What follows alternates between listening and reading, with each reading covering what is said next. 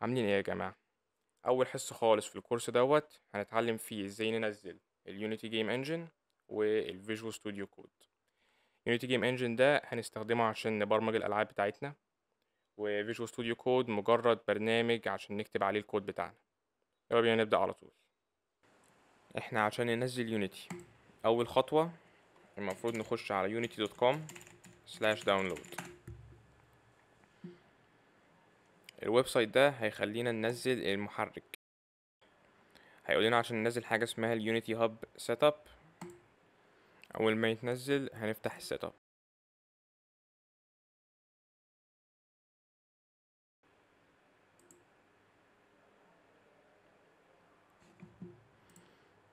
لما تيجي تنزله هتلاقي دلوقتي بقى عندك اليونيتي هاب ايكون هنا. هو بقى هيقول لنا عشان نعمل اكونت احنا ممكن ندوس على ساين ان على طول، وساين من خلال جوجل.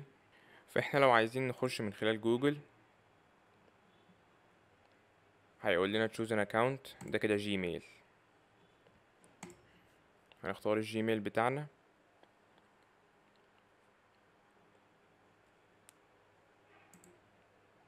هنفتح ده وبعد كده هنخش على كونتينيو وخلاص كده انتهى الموضوع. لما تعملوا ساين ان هتلاقوا دلوقتي دخلتوا على البيج دوت، دوسوا على اوبن هيفتح لكم يونيتي هاب.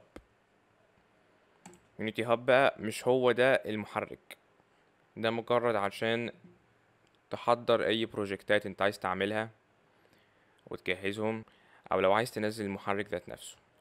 اول ما نعمل ساين ان لليونيتي هاب هنلاقي دلوقتي install unity editor، هندوس عليها وهينزل لنا اجدد فيرجن من اليونيتي editor.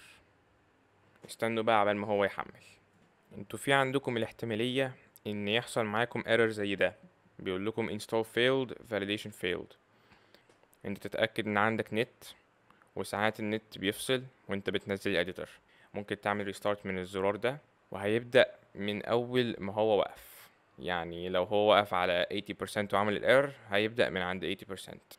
اوكي، بعد ما احنا ننزل يونيتي احنا دلوقتي عايزين بروجرام نستخدمه عشان نكتب الكود بتاعنا فيه. يعني انت عندك فور اكزامبل عندك النوت باد، ولكن يعني مفيش اي color coding، مفيش اي error detection، مفيش اي حاجه في الابلكيشن ده هيساعدك على الكود خالص. طبعا احنا مش عايزين نستخدم النوت باد في ان احنا نكتب كود، عايزين نستخدم كود editing software، حاجه زي فيجوال ستوديو كود. فاحنا ممكن نخش على code.visualstudio.com، وهحطها لكم برضو في الديسكريبشن زي بتاع اليونيتي داونلود. هندوس على الزرار ده وهيبدأ على طول الداونلود هنا.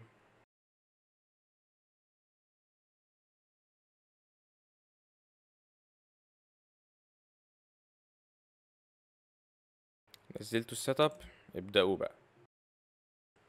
هتقعدوا تدوسوا نيكست لغاية ما توصلوا لآخر صفحة خالص في السيت اب ده، بعد كده دوسوا فينيش.